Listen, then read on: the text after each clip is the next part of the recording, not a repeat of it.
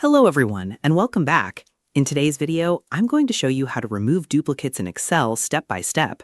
Removing duplicate values helps clean up your spreadsheet by deleting repeated entries and keeping your data accurate and organized. So let's get started. First, open Microsoft Excel on your computer. Open the worksheet that contains the duplicate data you want to remove.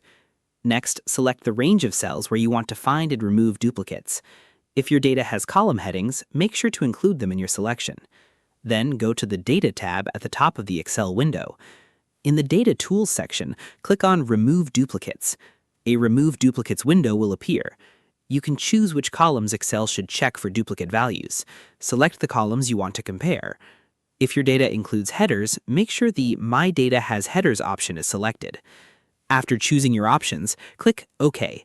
Excel will scan the selected data and remove any duplicate entries.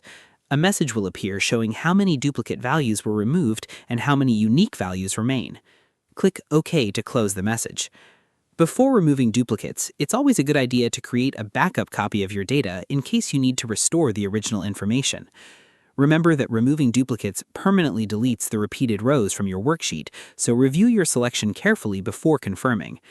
And that's it. You've successfully removed duplicates in Excel. Thanks for watching.